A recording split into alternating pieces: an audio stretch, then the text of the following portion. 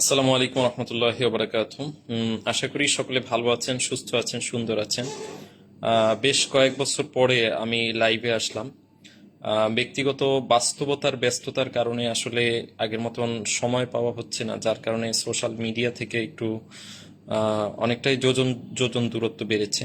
যাই হোক, আমি ভিডিওর কলেবর বেশি বৃদ্ধি করব না।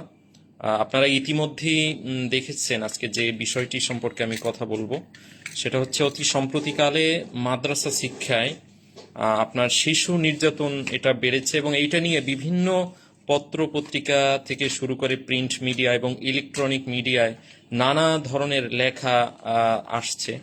এখন এর সত্যতা বা এর কতটুকু বাস্তবতা রয়েছে এটা একটা বিষয়।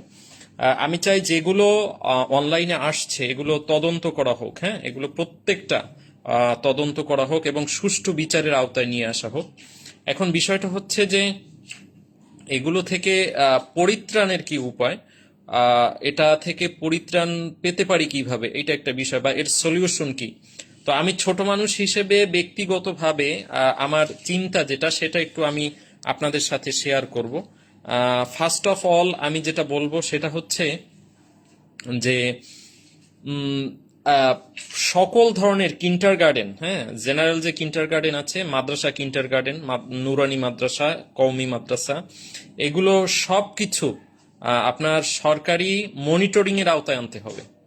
সরকারের রেজিস্ট্রেশন ব্যতীত একটা কিন্টার গার্ডেন, মাদ্রাসা কিন্টার গার্ডেন হোক, কওমি মাদ্রাসা হোক, নুরানি মাদ্রাসা হোক, বা ইসলামিক স্কুল নামে হোক, যে নামেই হোক না কেন, সরকারের অনুমোদন ব্যতীত কেউ প্রতিষ্ঠান খুলতে পারবে না। এই যে রাস্তার মোড়ে মোড়ে, ফ্ল্যাটে ফ্ল্যাটে, ছয়তলা একটা বিল্ডিং এর দেখা যায় বিল্ডিং এর মধ্যে দুইটাই মাদ্রাসা, এরকমও আছে ঢাকায়। এরকম আপনারা যারা জানেন, এরকম প্রতিষ্ঠান আছে। ঢাকা ছাড়াও বিভিন্ন জেলা বা বিভাগীয় শহরেও এগুলো আছে। দেখা যায় উপরতলায় হাফিজি মাদ্রাসা আছে, নিচতলায় দেখা যায় আবার একটা মহিলা মাদ্রাসা, এরকম আছে। হ্যাঁ, খোঁজ নিলে এগুলো জানতে পারবেন, বা আপনাদের জানা আছে, বা আপনারা অবগত আছেন। তো সেই জন্য ফার্স্ট অফ অল যেটা আমি বলবো সেটা হচ্ছে এটা আপনার ইয়াতে নিয়ে আসতে হবে, সরকারের মনিটরিং এর আওতায় নিয়ে আসতে হবে। সেকেন্ড যে কথাটা বলবো সেটা হচ্ছে যে এখানে দক্ষ জনবল অর্থাৎ দক্ষ শিক্ষক নিয়োগ দিতে হবে। এই জায়গাটা একটা অনেক লেকিংস রয়েছে শিক্ষক নিয়োগের ক্ষেত্রে। দেখা যায় যে মাদ্রাসা থেকে দাখিল পাশ করেছে, বা কওমি মাদ্রাসা থেকে সম্পূর্ণ সে ফারেগও হতে পারেনি, তার দাওরায় হাদিস বা অন্য যে তাফসির বা আদব বা ফিকের যে সাবজেক্ট রয়েছে, সেই সাবজেক্ট সে সম্পূর্ণ করতে পারেনি, মিজান বা উর্দু জামাত পর্যন্ত পড়েছে, তাকে শিক্ষক দেওয়া হয়। এবং এই সব থেকে ভয়ঙ্কর যে একটা বাস্তবতা সেটা হচ্ছে যে হাফিজি মাদ্রাসাগুলোতে এই নির্যাতনগুলো আমরা বেশি দেখি। হেফস মাদ্রাসাগুলোতে আপনার শিক্ষক যারা হয় সাধারণত তারা দেখা যাচ্ছে যে তারা শুধু হেফজি করে, এর পাশাপাশি তাদের জাগতিক শিক্ষা, হ্যাঁ, জাতীয় এবং আন্তর্জাতিক শিক্ষা বা জেনারেল শিক্ষা সম্পর্কে তাদের জ্ঞান নাই। তো এই জন্য এদেরকে প্রথমে দক্ষ জনবল নিয়োগ দিতে হবে, দক্ষ শিক্ষক নিয়োগ দিতে হবে, শিক্ষকদের প্রচুর প্রশিক্ষণ দিতে হবে, এবং যারা শিক্ষক আছে তারা কয়টা শিক্ষকতা পেশার উপরে কয়টা বই পড়েছে এইটা জিজ্ঞাসা করতে হবে শিক্ষক নিয়োগের ক্ষেত্রে। যে শিক্ষকতা পেশায় আসতে চায় তাকে শিক্ষকতা নিয়োগের উপরে যথেষ্ট পরিমাণ শিক্ষা বিষয়, শিক্ষা দান বিষয়ের উপরে, শিক্ষা প্রদান করার বিষয়ের উপরে, এবং ছাত্রদের সাথে কিভাবে আচার আচরণ করতে হবে এই বিষয়ে যথেষ্ট পড়াশোনা করতে হবে। ঠিক আছে, এবং প্রতিষ্ঠানের যিনি প্রধান থাকবেন তাকে যথেষ্ট পরিমাণ লেখাপড়া করতে হবে, লেখাপড়ার আওতায় থাকতে হবে। আমরা যে জিনিসটা দেখি, ছোট ছোট মাদ্রাসা তৈরি করা হচ্ছে, সেখানে জাস্টিফিকেশন না করার কারণে সে মাদ্রাসাগুলোতে কোন ধরনের শিক্ষা দেওয়া হচ্ছে। দেখা যায় এমনও মাদ্রাসা রয়েছে যে মাদ্রাসাগুলোর মানে পরিচালনা পর্ষদ থাকে ব্যক্তিগত, তারপরে দেখা যাচ্ছে যে প্রধান শিক্ষক যিনি থাকেন তিনিও অতটা যোগ্য থাকেন না। বাংলাদেশের মানুষের একটা অন্যতম সমস্যা হচ্ছে তাদের ধর্মীয় জ্ঞান কম, বাট ধর্মীয় আবেগ অনেক বেশি। এই যে ধর্মীয় জ্ঞান কম থাকায় এবং ধর্মীয় আবেগ বেশি থাকার কারণে জাস্টিফিকেশন ক্ষমতা কম, বিচার বিশ্লেষণ করার ক্ষমতা কম, যার কারণে যত্রতত্র যেই মাদ্রাসা পায় বা যেই কিন্ডার গার্ডেন পায় সেখানেই তারা ভর্তি করে দেয়। তো বেসিকলি আমি বলবো আপনারা বাচ্চা ভর্তি করার ক্ষেত্রে অবশ্যই আপনারা একটু জাস্টিফিকেশন করবেন, শিক্ষকদের শিক্ষাগত যোগ্যতা কতটুকু এইটা অবশ্যই আপনারা দেখবেন, এবং যে সকল শিক্ষা প্রতিষ্ঠানে এখনো শিক্ষকদের শিক্ষাগত যোগ্যতা কত এইটার তালিকা করা হয়নি সেটা অবশ্যই করে নেওয়ার আমি বিনীত অনুরোধ করব। এবং আপনারা যারা আসছে জানুয়ারিতে, হ্যাঁ, যারা জানুয়ারিতে বাচ্চা ভর্তি করবেন শিক্ষা প্রতিষ্ঠানে গিয়ে আগে দেখবেন যে শিক্ষকদের শিক্ষাগত যোগ্যতার লিস্টটা তাদের আছে কিনা, তারা কিভাবে পড়ায়, তাদের পড়ার ধরনটা কেমন, হ্যাঁ, এগুলো একটু জাস্টিফিকেশন করবেন। এবং তারা চাইল্ড এডুকেশন শিক্ষক হিসেবে যে বাচ্চাদেরকে প্রশিক্ষণ দিবে, হ্যাঁ, সেই শিক্ষা দিবে সেই প্রশিক্ষণ তাদের আছে কিনা, এবং সেই প্রশিক্ষণ তারা কোথা থেকে করেছে। আমরা সাধারণত প্রশিক্ষণ বলতে বুঝি কি নুরানি মাদ্রাসার একটা 3 মাসের বা 1 মাসের একটা প্রশিক্ষণ। আমি দেখতে পাচ্ছি পলাশ হোসেন, আসসালামু আলাইকুম। ওয়ালাইকুম আসসালাম, কেমন আছেন? জি আলহামদুলিল্লাহ ভালো আছি। পলাশ ভাই আপনি কেমন আছেন? তো আমরা প্রশিক্ষণ বলতে মনে করি যে প্রশিক্ষণটা হচ্ছে এরকম যে সে নুরানি বোর্ড থেকে, যে কোনো চট্টগ্রাম বোর্ড হোক বা ঢাকা বোর্ড হোক বা অন্য যে কোনো বরিশাল বোর্ড হোক, বোর্ড থেকে একটা কি করলো, সে 1 মাসের অথবা 45 দিনের একটা প্রশিক্ষণ দিল। এটা তাকে জাস্ট বেসিক কিছু বিষয়ের উপরে প্রশিক্ষণ দেওয়া হয়, কিন্তু তার যে ম্যানারটা কিরকম হবে, সে শিক্ষকদের সাথে কিরকম বিহেভ করবে, তার শিক্ষার্থীদের সাথে কিরকম বিহেভিয়ার হবে, এই বিষয়ের উপরে কিন্তু যথেষ্ট ট্রেনিং এর অভাব রয়েছে। এবং এইটা আমাদের সরকারি আলিয়া মাদ্রাসা যেগুলো রয়েছে সেখানেও কিন্তু শিক্ষকদের, বিশেষ করে ইবতেদায়ী শিক্ষক যারা রয়েছে তাদেরও কিন্তু পর্যাপ্ত পরিমাণে প্রশিক্ষণ দেওয়া হচ্ছে না। তো এইটা কিন্তু জাতীয়ভাবে এইটা এইটা প্রয়োজন, এইটার দরকার আছে। এবং প্রাইভেট প্রতিষ্ঠানগুলোর ক্ষেত্রে আমি রিকোয়েস্ট করব যে যে প্রতিষ্ঠানগুলো সরকারের কাছ থেকে এখন পর্যন্ত অনুমোদন নেয় নাই, বা যে সমস্ত শিক্ষা প্রতিষ্ঠান এখনো রেজিস্ট্রেশনের আওতায় আসে নাই, সে সমস্ত শিক্ষা প্রতিষ্ঠান নিজেদের ইচ্ছা মতন পরিচালনা করে। ছোট্ট নুরানি মাদ্রাসার ভাইস চ্যান্সেলর পদগুলো শুনতে খুবই ভালো লাগে, হ্যাঁ। তো এই সমস্ত বিষয়ে আরো অনেক কথা রয়েছে, বেশি যত কথা বলবো তত ভিডিওর কলেবর বৃদ্ধি পাবে, ধাপে ধাপে আমি বলার চেষ্টা করব। তো সকলকে আমি বলবো এই বিষয়গুলো খেয়াল রাখার জন্য। শিক্ষকদের শিক্ষাগত যোগ্যতা, কোন শিক্ষকের কতটুকু প্রশিক্ষণ আছে বাচ্চাদেরকে চাইল্ড এডুকেশনের উপরে, শিশু শিক্ষার উপরে, এই বিষয়টা আপনারা লক্ষ্য রাখবেন। পাশাপাশি শুধু হাতের লেখা দেখি ভর্তি হবেন এমনটা না, সেই প্রতিষ্ঠানের শিক্ষকদের শিক্ষাগত যোগ্যতা কতটুকু আছে, প্রতিষ্ঠানের আপনার এনভায়রনমেন্ট, প্রতিষ্ঠানের ইয়াটা কিরকম, পরিবেশটা কিরকম, সেটাও আপনারা অবশ্যই দেখার চেষ্টা করবেন। আল্লাহ সকলকে ভালো রাখুন, সুস্থ রাখুন। এবং মাদ্রাসা শিক্ষা, হ্যাঁ, জাতীয় এবং আন্তর্জাতিকভাবে যে ষড়যন্ত্রের শিকার হচ্ছে প্রতিনিয়ত, আল্লাহ তাআলা এই ষড়যন্ত্রের হাত থেকে আমাদের এই জাতি সত্তাকে রক্ষা করুক, আমরা বলি আমিন।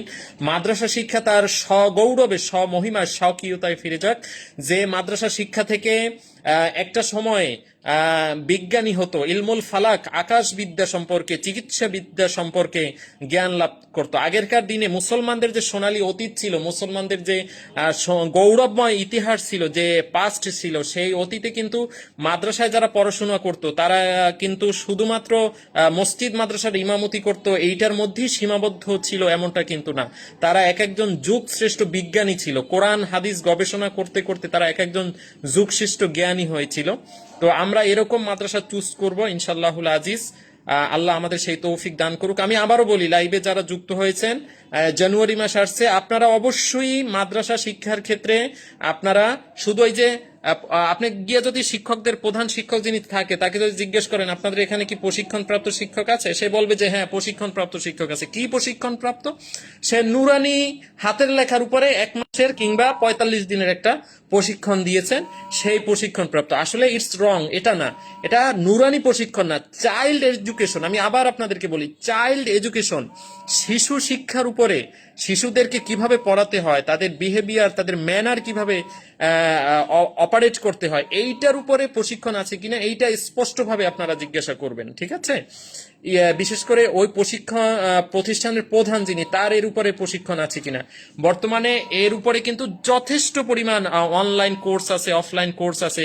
যারা একটু মোটামুটি ইংরেজি ভালো পারে বা বোঝে তারা কিন্তু ইন্টারন্যাশনালি এর উপরেও আপনার প্রশিক্ষণ ট্রেনিং নিতে পারে। আরেকটা বিষয় আমি একটু আপনাদেরকে অবগত করি, জানি না আবার কবে সময় পাবো। বাচ্চারা এখন কিন্তু মানে ফিজিক্যাল যে অ্যাটাচমেন্টের একটা বিষয় আছে, সেখানে বাচ্চাদেরকে, প্রত্যেকটা বাচ্চাকে আমি অনুরোধ করব ছোটবেলা থেকেই, আপনি মা হন, আপনি বাবা হন, বিশেষ করে মায়েরা যারা এখানে আছেন তাদেরকে অনুরোধ করব। আমি দেখতে পাচ্ছি এখানে তানিয়া আক্তার নামে একজন আছেন। আপা, আপনি আশা করি ভালো আছেন। মায়েরা যারা আছেন, আমি তাদেরকে অনুরোধ করব, আপনার ছেলে সন্তান হোক মেয়ে সন্তান হোক, আপনার সন্তানের সাথে আপনার আচরণটা হতে হবে বন্ধু সুলভ আচরণ। আপনি যদি আপনার সন্তানের সাথে বন্ধু সুলভ আচরণ করতে না পারেন, কোনটা গুড টাচ কোনটা ব্যাড টাচ, এইটা আপনার বাচ্চাকে কিন্তু ছোটবেলা থেকেই শিখাতে হবে। স্পেশালি বাচ্চার প্রাইভেট পার্ট, হ্যাঁ আশা করি বুঝতে পারছেন, প্রাইভেট পার্ট অর্থাৎ লজ্জা স্থান সম্পর্কে কিন্তু তাকে জানাতে হবে, বুঝাতে হবে যে এইটা টাচ করার মতন অধিকার তোমার অন্য কোনো শিক্ষকের নাই। সে শিক্ষক যত বড় বুজুর্গ হোক, যত বড় দরবেশ হোক, তোমার যে প্রাইভেট পার্ট, সেই প্রাইভেট পার্টে কিন্তু কোনো শিক্ষক কখনোই হাত দিতে পারবে না। এবং বাচ্চাদেরকে যদি কখনো কোনো শিক্ষক প্রাইভেট পার্টে হাত দেয়, তাহলে আপনাকে ওই প্রতিষ্ঠান অবশ্যই বর্জন করতে হবে বা কোনো পদক্ষেপ নিতে হবে। হ্যাঁ, এবং যে সমস্ত শিক্ষা প্রতিষ্ঠান প্রধান বা শিক্ষকরা বাচ্চাদেরকে দিয়ে বা শিক্ষার্থীদেরকে দিয়ে ফিজিক্যাল যে খেদমতের নামে যেটা করায়, এইটা করানো বন্ধ করতে হবে এবং ওই সমস্ত প্রতিষ্ঠান আমাদেরও বয়কট করতে হবে, এইটা মাথায় রাখতে হবে। হ্যাঁ, শিক্ষকদের খেদমত বা সেবা সার্ভিস যেটা, সেটা অবশ্যই দিবে। আমি দেখতে পাচ্ছি আহমদ সাবিত রাফি। হ্যাঁ ভাই, আশা করি তুমি ভালো আছো। তো শিক্ষকদের সেবা করা, খেদমত করা, তাদের সহযোগিতা, পানির পটটা একটু এগিয়ে দেওয়া, কিংবা একটা খাতা এগিয়ে দেওয়া, কলম এগিয়ে দেওয়া, বা শিক্ষকদের জন্য অন্য কোনো যেগুলো শিশু সুলভ বয়সে করা সম্ভব হয় সেগুলো করবে। কিন্তু কোনো বাচ্চা যদি এরকম হয় যে তাকে দিয়ে হাত পাও টিপায়, হ্যাঁ এরকম যদি হয়, ওই প্রতিষ্ঠান, ওই শিক্ষক যত বড় বুজুর্গ হোক, ওই প্রতিষ্ঠান আপনাকে বয়কট করতে হবে, ওই শিক্ষককে আপনার বয়কট করতে হবে। আশা করি আমি ছোট মানুষ হিসেবে যে টিপস গুলো আপনাদের সাথে শেয়ার করলাম, এগুলো যদি আমরা ধাপে ধাপে বাস্তবায়ন করতে পারি, আশা করি মাদ্রাসা শিক্ষা কলঙ্ক মুক্ত হবে ইনশাআল্লাহুল আজিজ। এবং এটা তো একদিনে সম্ভব না, ধীরে ধীরে সম্ভব হবে। মাদ্রাসা শিক্ষাগুলোর মধ্যে দেখবেন যে অধিকাংশ মাদ্রাসায় দাখিল পাস অর্থাৎ মেট্রিক পাস এবং আইএ পাস, আলিম পাস শিক্ষক দিয়ে তারা শিক্ষা প্রতিষ্ঠান চালাচ্ছে। It's very bad, it's very wrong idea. আপনি গ্রাজুয়েশন কমপ্লিট করে নেয় এরকম বা শিক্ষার্থী বা এরকম শিক্ষকের হাতে, হ্যাঁ আপনার শিক্ষার্থীকে, আপনার বাচ্চাকে ছাড়বেন না। এটা হচ্ছে সকলের প্রতি আমার একটা বিনীত অনুরোধ। আমি দেখতে পাচ্ছি ইয়াসিন। হ্যাঁ ইয়াসিন কাকা, তুমি ভালো আছো? কোথায় আছো একটু জানাবা আমাকে। হ্যাঁ, তো আপনাকে এই বিষয়ে, আপনার সন্তান আপনার ভবিষ্যৎ, আপনার সন্তানের মধ্যে আপনার প্রতিচ্ছবি ফুটে উঠতেছে। আপনি পৃথিবীতে থাকবেন না, আপনার সন্তান কিন্তু আপনার প্রতিচ্ছবি বহন করবে। সেক্ষেত্রে কি হচ্ছে, আপনার বাচ্চার ওয়েস্ট, মানে সময়, টাইম ওয়েস্ট হচ্ছে, এরপরে ওর শ্রম যাচ্ছে, আপনিও পিতা হিসেবে, মাতা হিসেবে আপনার শ্রম যাচ্ছে, সর্বোপরি অর্থ বা টাকা ব্যয় হচ্ছে। তো এই চারটা জিনিস লস হয়ে যাচ্ছে, আপনি কিন্তু খেয়াল করতেছেন না এই বিষয়ের কারণে। আরো অনেক অনেক কথা সময় সুযোগ পেলে আমি আমার দক্ষতা, এক্সপিরিয়েন্স এবং অভিজ্ঞতা থেকে মাঝে মধ্যে আপনাদের কাছে এই বিষয়গুলো শেয়ার করার চেষ্টা করব ইনশাআল্লাহুল আজিজ। আমি দেখতে পাচ্ছি সালমান মামা, তুমি ভালো আছো? জি, ওয়ালাইকুম আসসালাম রহমতুল্লাহ। আল্লাহ সকলকে ভালো রাখুন, সুস্থ রাখুন, সকলের সন্তানকে দক্ষ, বিজ্ঞ, যোগ্য, প্রাজ্ঞ একজন নাগরিক হিসেবে গড়ে তোলার মতন তৌফিক দান করুক। আসলে আল্লাহ তৌফিক দিয়ে রেখেছেন, কিন্তু আমরা আমাদের প্রপার যে ব্রেনটা আছে, হ্যাঁ আমাদের এই মেরিটটাকে আমরা ইউটিলাইজ করতে পারতেছি না। হ্যাঁ, আমরা আমাদের মেরিটটা, আমাদের মেধাটাকে যদি সঠিকভাবে ইউটিলাইজ করতে পারি, তাহলে মনে করি যে আরো ভালো কিছু হবে, বেটার কিছু এক্সপেকটেশন করা যাবে। আর একটা বিষয় হচ্ছে, বর্তমান সময়ে আমি একটু কথা দ্রুত বলছি কারণ এখন তো সময়ের খুব অভাব, আমরা খুব স্ক্রলিং এর যুগে থাকি, তো হ্যাঁ এই জন্য একটু দ্রুত বলছি, অল্প সময়ের মধ্যে যাতে বেশি মেসেজ দিতে পারি সেজন্য একটু দ্রুত কথা বলতেছি। তো এই বাচ্চাদের হাতে মোবাইল দেওয়া যাবে না, এটা হচ্ছে একটা বিষয়। অনেকের বাচ্চা এতটাই এডিক্টেড মোবাইলের প্রতি যে মোবাইল ছাড়া একেবারে চলেই না। ওই যে একটা অ্যাডভার্টাইজ আছে না, তীর ছাড়া আমার চলেই না, তো অনেক বাচ্চা আছে যে মোবাইল ছাড়া তার চলেই না। তো এই সমস্ত বাচ্চাদেরকে আমি বলবো, যাদের চলে না তাদেরকে আহ, আস্তে আস্তে করে নিয়ন্ত্রণে আনার চেষ্টা করবেন, একবারে সম্ভব না। ওদেরকে বিশেষ করে আহ, এমন কিছু কার্টুন আছে, ইসলামিক কার্টুন, কানিস ফাতেমা এটা তো খুব পপুলারিটি অর্জন করেছে। আর ইংরেজিতে ইসলামিক কার্টুনগুলো যদি দেখেন তাহলে এটা কিন্তু ও খুব দ্রুত আত্মস্থ করতে পারবে। তবে সকল অভিভাবকদের কাছে আমার রিকোয়েস্ট, খাওয়ার সময় কিন্তু বাচ্চাদেরকে মোবাইল দেখিয়ে খাওয়াবেন না, তাহলে কিন্তু এটা ওর হজমে এবং খাদ্যের যে একটা প্রভাব, এটা নেগেটিভ প্রভাব পড়ে। এর আলাদা একটা সায়েন্টিফিক ডিসকাশন প্রয়োজন। আপনারা যদি আপনাদের সম্ভব হয় আপনারা এটা নেট থেকে জেনে নেবেন। আর মোবাইলের ক্ষেত্রে আমি আবারও বলবো যে ওদেরকে স্লোলি পজিটিভ বিষয়গুলো দেখাবেন। হ্যাঁ, পজিটিভ বিষয়গুলো দেখাবেন। অনেকে কিন্তু মোবাইল থেকে ইংরেজি ভিডিও দেখতে দেখতে, ইংরেজি পজিটিভ ভিডিও, ইংলিশ গজল, ইংলিশ কনভারসেশন, এগুলো দেখতে দেখতে কিন্তু ইংলিশ ল্যাঙ্গুয়েজটাই সে আত্মস্থ করে ফেলছে।